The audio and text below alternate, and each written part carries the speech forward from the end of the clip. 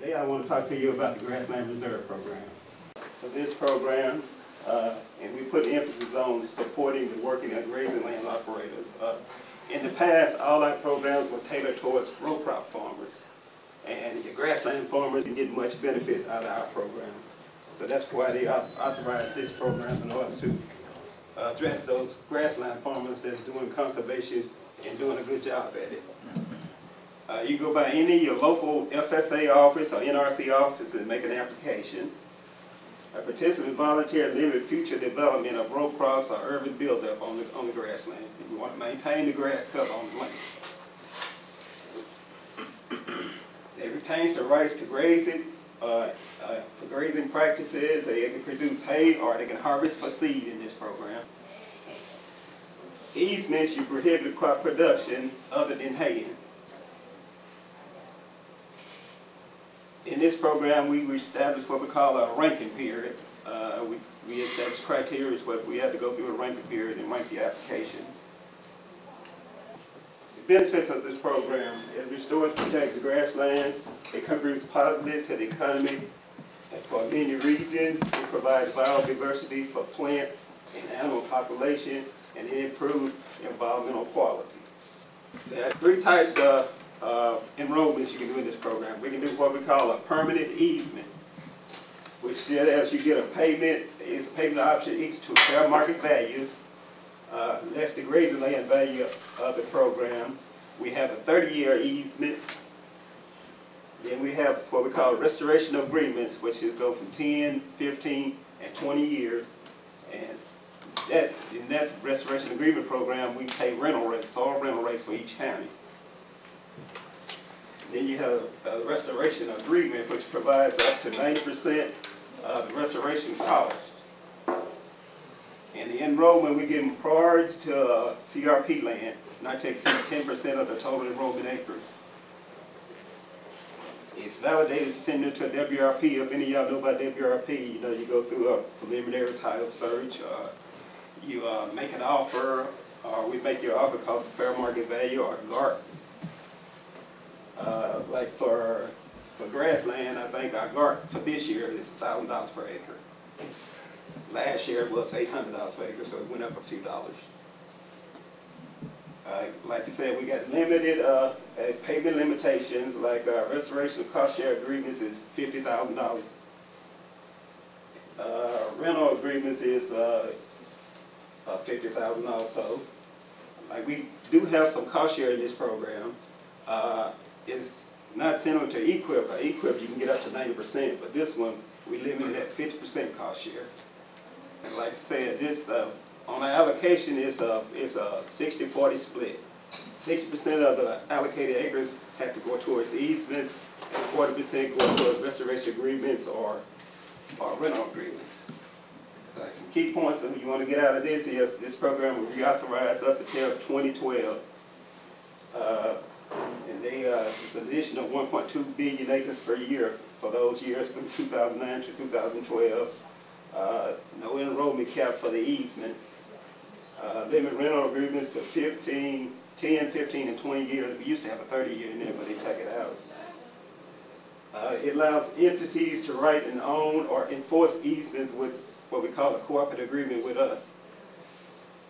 Like I said, again, it reiterated and established a $50,000 contract cap and $50,000 for payment limitations. No statutory limit for easements, means you can enroll as many acres as you want for the easement, dollar amount won't vary. That $50,000, that's for the life of the contract, or that's for? No, it's $50,000 a year. A year, annually? Okay. Annually.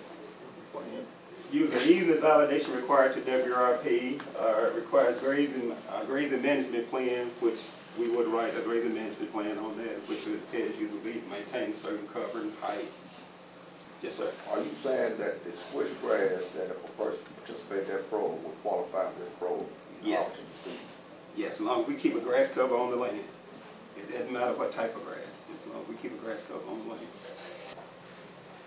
Some permitted activities when you're signing up for this program: you can still graze, you can hay, mow, or harvest for seed production. You can do fire breaks, You can have recreational use, we can do surface, subsurface resources. That is, if you got any gas, oil leases and stuff like that, we can work around that. And then it's renewable energy.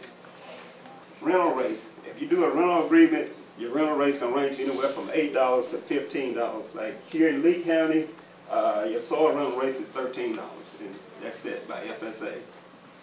So if you sign up for a rental agreement, you'll get $13 per acre for how many years you signed up for the contract.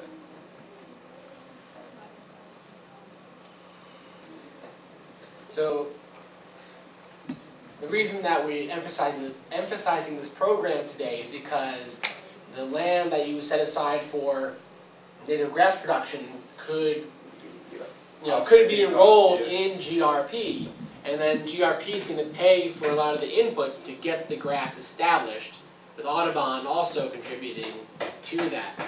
So then how do can you tell us maybe how you see that process working? The way it works is, like I said, for this program, it's continuous sign-up. So you go in the office, you sign up for this program. Every year we set a ranking cutoff date. During that ranking cutoff date, we'll rank your application, and if you get funded, we do what we call a contract, come up with a plan. We can have cost share practice in this also, which can help you establish some grasses if you don't have it already established. We got legislative cost share practices, which is 50% cost share. You can also sign up for the same thing in EQIP and get 90%. But in Grassland Reserve, it's 50% cost share. Will you allow any of the funds that Audubon will put into this, does it have any impact on what the Natural Resources Conservation Service is going to do? Well, we can't do over 100% of the cost of building practice. So whatever Audubon puts in, we got to make sure it don't go over that 100% cost share. Okay. And you pay for seed bed preparation in that program? Yeah, we pay for seed bed preparation, we pay for the seed, pay for lime, fertilizer. So there will be an agreement then with the Natural Resources Conservation Service, if landowner were to apply. And there's also an agreement with the Audubon Society? Right. Okay, will the Audubon allow some of that hunting and all of that other stuff on the land? Oh, yeah, absolutely. We're interested in the seed production, so, and I talked with Dennis about this the last time I heard him give this presentation. And the hay production is allowed because you're not disturbing the roots of the plants, they'll still come back. So seed production, hay production, you can use it for hunting, it's great for birds, great habitat for birds, so yeah, all those uses. Think quail. Yes, ma'am. Is there a minimum number of acres? Limited number of acres? No, ma'am. It's no limited number of acres. I think what we'd like to do is, for the farmers who sign up for this program today, those who are interested in having us come out to their farms, we'd like to get with Dennis and get more information about how these two programs could dovetail, because it seems to me there's a real financial benefit for the farmer in the GRP program and with Audubon, because Audubon also has some covering some input costs for the farmer and also rental rates for land. How much is this program being used as compared to EQIP, which I think is being used quite extensively? I got the impression this program is not being used as much. Well, in this program, over the last couple of years, we hadn't spent all our acres. We hadn't allocated all our acres in the program, so we had turned money back. So you need people to take advantage of this program. Yes.